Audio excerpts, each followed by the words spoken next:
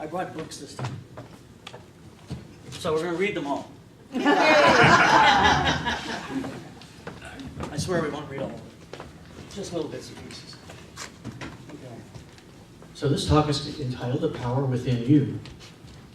And I was kind of looked down on the floor one day and I saw this little cat, what do you call it? Centipede. Yeah. 2 inches long. And he was just doing this thing, this wave thing. And I was fascinated with it. Like, he was so powerful. I don't know, something strange about it. Just you could see the energy. Life is in everything. It's not just in, we don't just have spirit. I'm sorry, folks, but animals have spirit too. Because spirit is life. It's energy. Einstein said energy and matter cannot be destroyed. And so therefore, we are that energy. And there's no empty space. Space is filled with energy. You can't see it, right? But you know it's there. Because when you, like air, you can breathe it, but you can't see it. Unless, of course, there's some fog going on or something, which we never see that here. Let me go ahead and read something to you.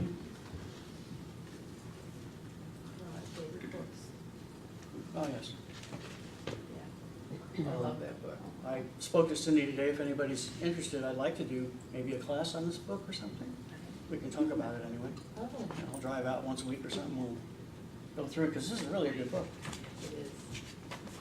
And 30 years ago when I joined Unity, we were studying Eric Butterworth and Emily Cady and, everybody, all those guys. Oh, I'm sorry, I forgot you're recording this thing. Okay, so from the book prologue, I'll actually read the whole thing. It's not too long. According to an old Hindu legend, there was a time when all men were gods. But they so abused their divinity that Brahma, the chief god, decided to take it away from men and hide it where they would never find it again. Where to hide it became the big question. When the lesser gods were called in council to consider this question, they said, "We will bury man's divinity deep in the earth." But the Brahma said, "No, that will not do, for man will dig deep down in the earth and find it." And they said, "Well, we can sink his divinity into the deepest ocean." But then again, Brahma replied, "No, not there, for man will learn to dive into the deepest waters and search out the ocean bed and will find it." That ain't gonna work. Then the lesser god said, "We will take it to the top of the highest mountain, hide it there." But again, Brahma replied, "No, for man will eventually climb every high mountain on earth. He will be sure someday to find it and take it up again himself."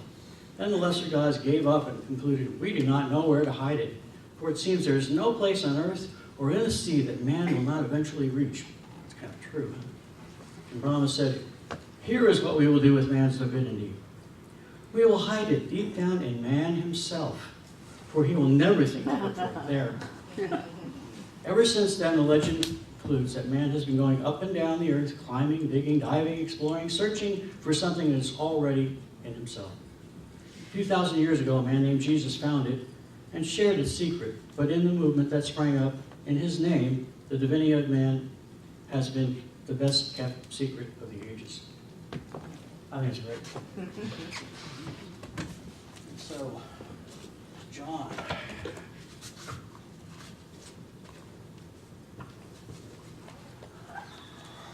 This is John, from the Bible, of course.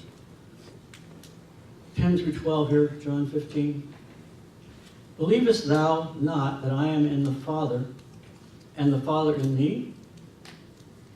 The words that I speak unto you, I speak not of myself, but the Father that dwelleth within me. He doeth the works." I've got a little problem with things. But anyway, "Verily, verily, I say unto you, he that believeth on me, the works that I do, shall also he do. And the greater works than these shall he do, because I go unto my Father." So interesting. Some people talk about worshiping Jesus Christ. He's God. This is not what Jesus said. He said, "The Father within me does the work," right? I just read that. That's his words.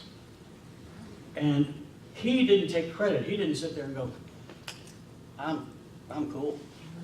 I'm the guy. I'm the man. I'm God. Worship me." He never said that. He said, "Follow me." Right? And how do you follow somebody? Well, you just kind of go along with them. You don't worship them. God is the Father, and the Father, by, in this term, is not a guy in the sky with a beard necessarily, although if you believe that, that's okay. I kind of like the Monty Python version myself, but anyway. Monty Python fans here are all? A couple? Curtains part, he goes, "Stop brawling!" Pretty funny. Anyway, he had a scene movie. And I did the song works, okay? So what is this power anyway? The power within you is the power within the universe, is the power that is everything. There is nothing outside of God. There is nothing that can be separate. You can't be separate from God, as the Course in Miracles tells us, You can't do it. It's not possible. We're connected, whether we like it or not. You don't have to believe it even. It's not necessary. You don't have to believe this stuff. You can say, I don't believe that. It's something else. Right? I'm sure you know a lot of people that think that way. You try to tell them and they're like, no. It doesn't matter. You're still part of life. You can't escape it. And life is eternal, according to the Bible and Jesus and all the best spiritual teachers and people that we have in the world today, and there's lots of them. They all tell us the same thing. It's nothing new. Nothing real can be threatened. I'm sorry? Nothing real can be threatened. Nothing real can be threatened. Yes. And only what is real exists. That's it. That's from the Course in Miracles. It's in the first page here. That's the premise of the Course in Miracles is that nothing real can be. So what's real? What the Course says is real is not, that is not real, according to the Course in Miracles. That is an illusion. Life is an illusion. Because the ego is what believes that we're separate from God. That is where this experience, the impossible, the mystery, came from. That's where that was the creation, so to speak.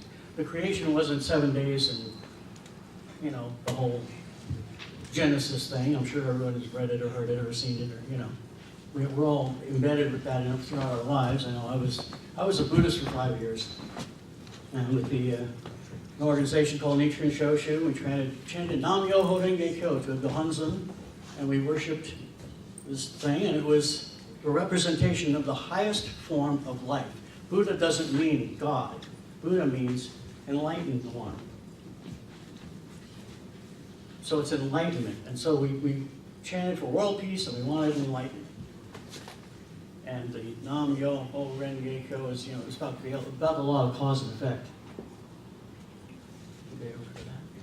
Okay, what you reap, you will sow. Every cause has an effect. Every action has an equal and opposite reaction. It's all the same thing. There's no difference. If you don't believe in God, it's cool. God still believes in you. Doesn't matter. Can't escape. You can't go anywhere. The Course in Miracles even asks the question, did Hitler get to go to heaven?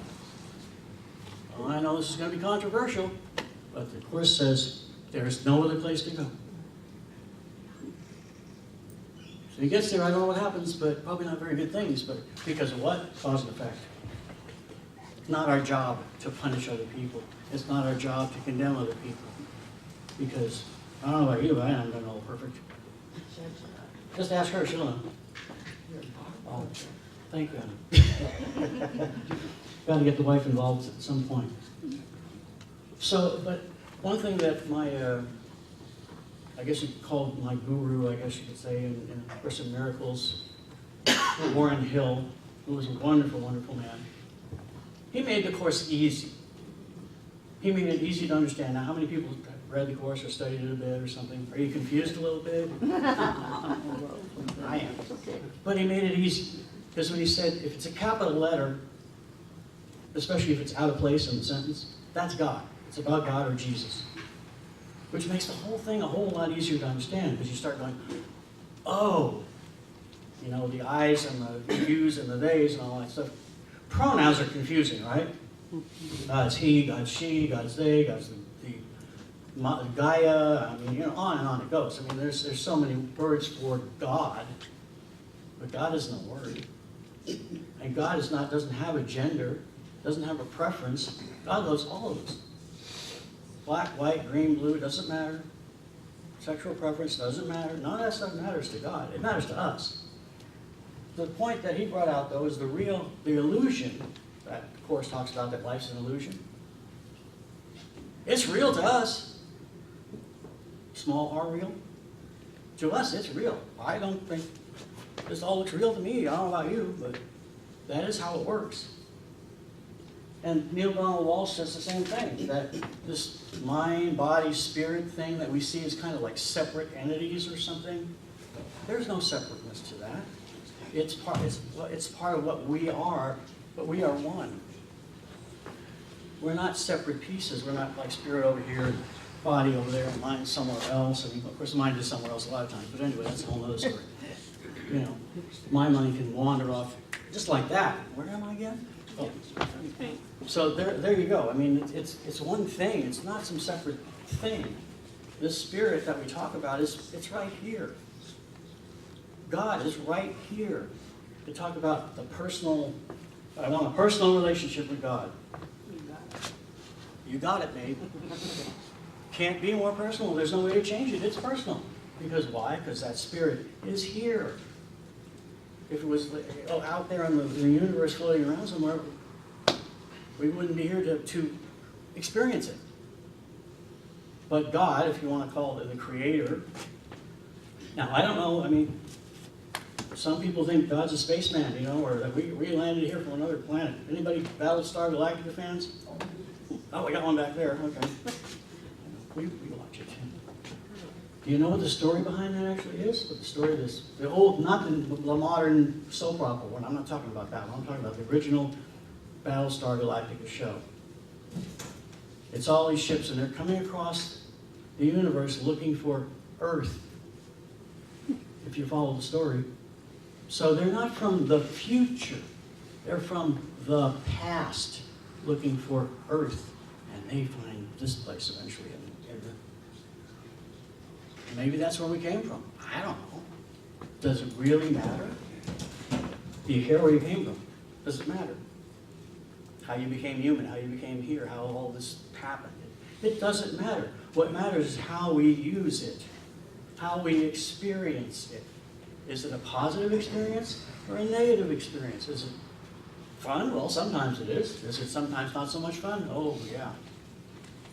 There's pain, there's anger, there's all sorts of things going on within us. We're not just this static, I don't know what I want to say, you know, positive thoughts are one thing, but I'm not happy all the time. I don't know about you, but I'm not happy all the time. There's times that I'm not. Except when I'm around my lovely wife, Fran. This is my wife, Fran, by the way, in case they didn't know that. It's how we matter it. That's right. It's how we matter it. Exactly. It's how you understand it. It's how you live it. It's how you feel about it in a given moment. And it can change.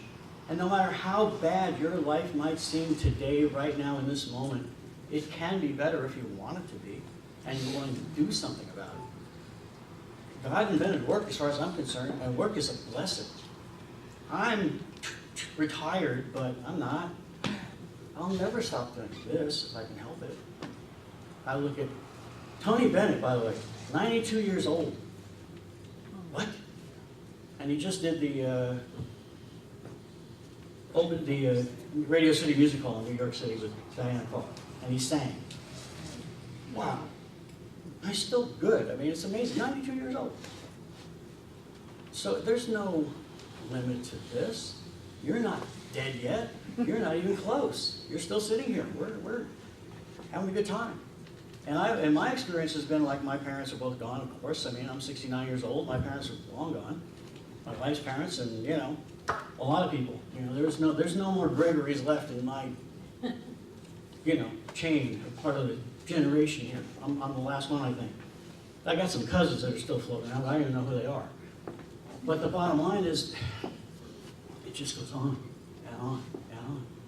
And the more you look at it, and the more you think about it, you know, like our puppies. You know, we have Shih Tzus. We have 3 of them. But we had 2 before, and then when they passed away, we got quote-unquote new ones. But you know what? We still love the ones we had before. And we didn't, we had them cremated when they passed away. And we decided that we're not going to get rid of those ashes until we can buy a home and plant them on our property. And we've now done that.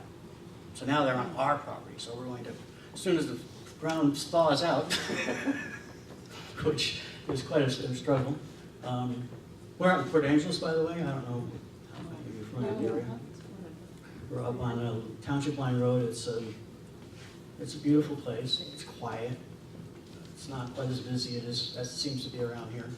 We're on the edge of the Olympic National Forest. Basically, our backyard is practically on the forest. So it's a beautiful, beautiful place. It's peaceful. It's wonderful. And all of a sudden, it's been almost a year now, and it's taken. Oh my God, it's taken its toll on us. But at the same time, we're just so happy to be there because there's peace, there's quiet.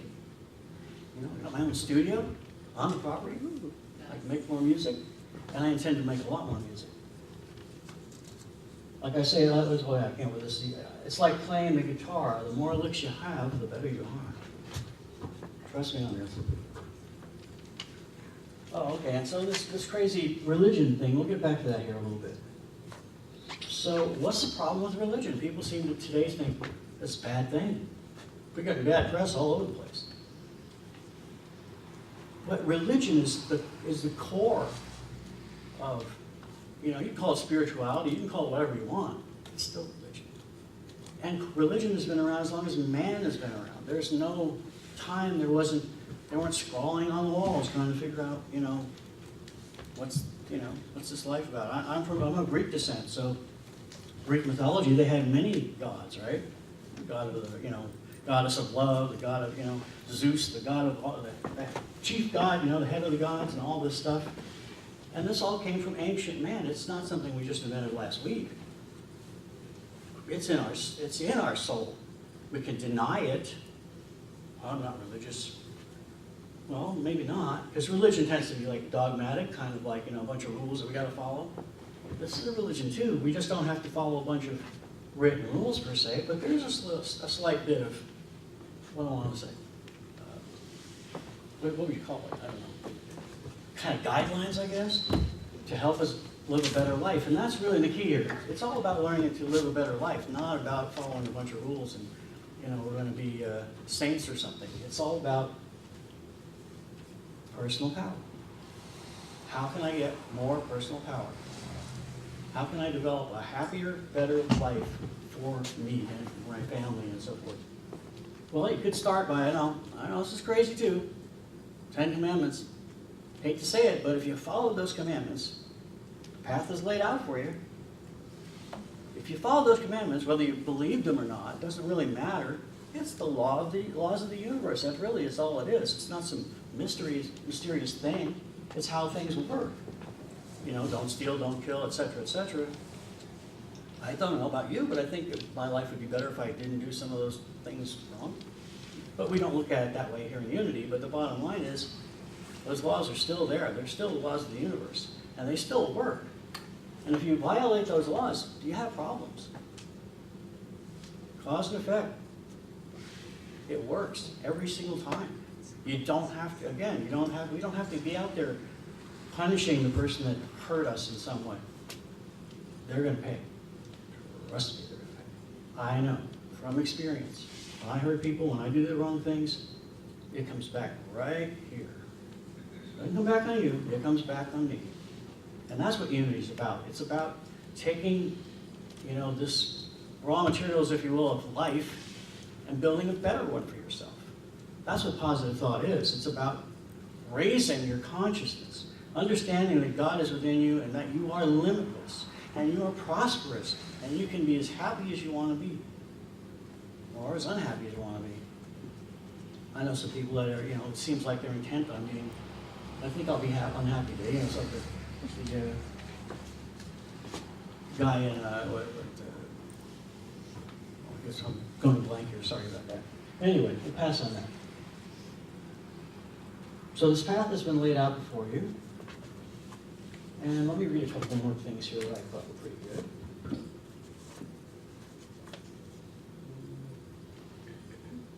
Well, I like this one here. Again, from Power Within. This is I don't know how many are familiar with Eric Butterworth, but that's who this is. Jesus said, "Enter ye in by the narrow gate, for the wide is the gate, and broad is the way that leadeth to destruction. And many are they that enter in thereby. For narrow is the gate, and straitened the way that leadeth unto life, and few are they that find it." Huh? Okay. I'm going to give you my opinion what this thing said. You can decide for yourself. I believe what it said, and it also says, that the rich man can't get to heaven except through the eye of a needle or whatever, etc., etc. What I believe about this is we each have our own path. Every individual in this room has their own path. And that's how we're going to get to heaven, quote unquote, is by following our own path. That's why it's so darn narrow. Because only you can go through it. That's why. Because you don't experience it the way I experience it, the way she experiences it, the way she experiences it. We don't experience it the same way. So how are we going to get to, quote unquote, the same place? We have to find our own way. And that's what unity is about also. It's finding yourself and finding a path that you can follow that makes sense for you, that's comfortable for you. And you don't have to hurt anybody else to do it. That would be the only caveat, I guess you'd say, is, don't hurt somebody else trying to find your own path, because that's not cool. And Jesus had a unique concept of God. To him, God was not an object of worship, but a presence dwelling within us, a force surrounding us, and the principle by which we live. It is not too much to say that anyone who catches the idea of Jesus' concept will find himself caught up in a new consciousness that will change his whole life. He will never be the same again. I like that. This is a good book, folks. Am I running out of time? A few more minutes? Okay, I don't like this. And the verse. Oh, I know. Joel Goldsmith. Fans, yes? Yes.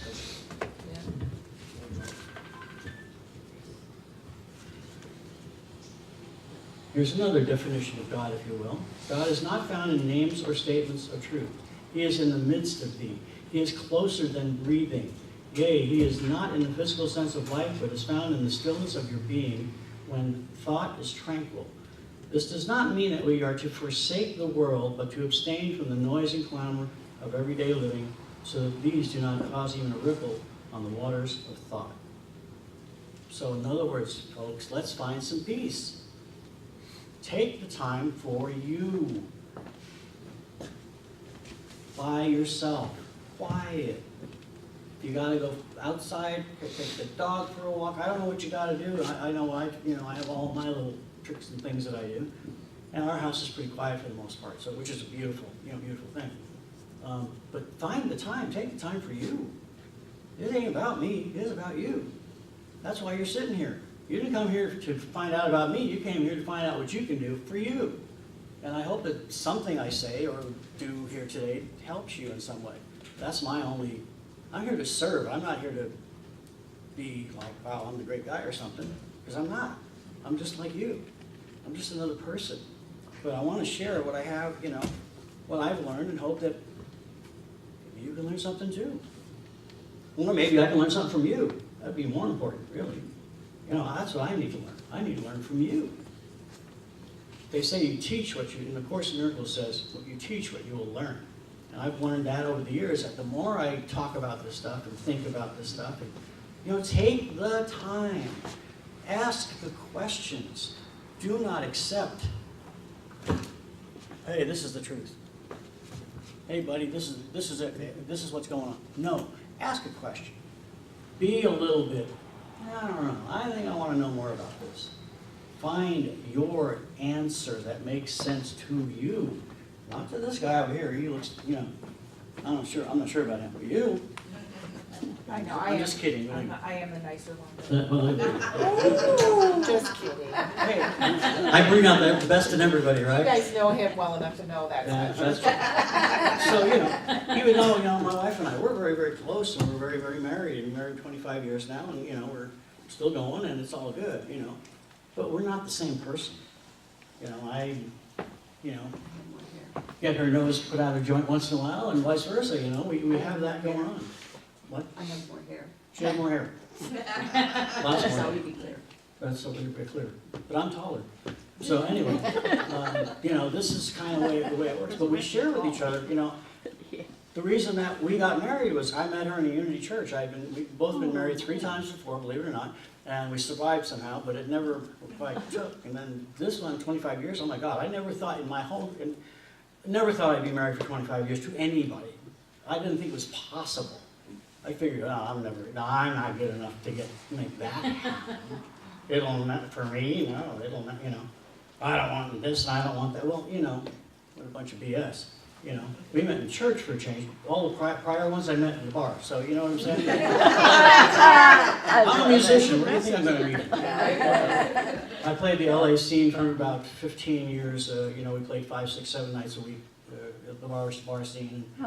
You know, Holiday Inns and you name it. And that was my life. And you know, smoking pot and playing bars. You know, that was my life for so many years. And now I look back and I go, well, it was all a good experience. Don't get me wrong. I don't think I would change it. But at the same point, I'm kind of glad it changed. You know, I'm glad it's not that way anymore. Yeah, I still play once in a while. We play clubs and stuff, but mostly it's more like festivals and fairs, and I'm doing more of this.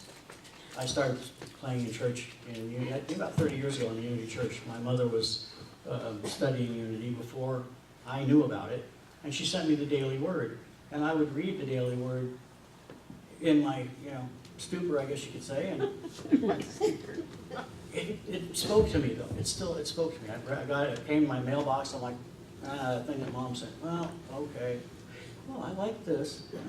And so, and again, having been a Buddhist from I was like 20, so 20 to 25, I was studying Buddhism. You know, before that, I was studying the Rosicrucian teachings. Before that, I was Greek Orthodox.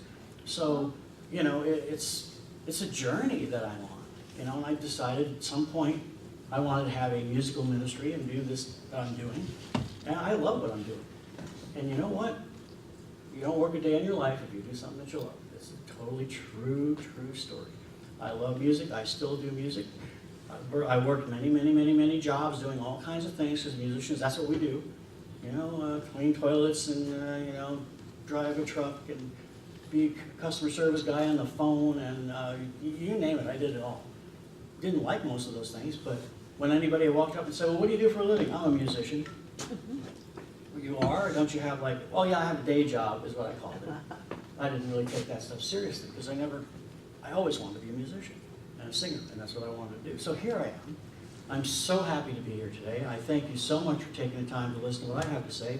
I hope, again, that something I might say might help you in some way. I hope that's my job as far as I'm concerned. And I hope you all have a good day today. I'm going to do one more song for you, okay? Thank you.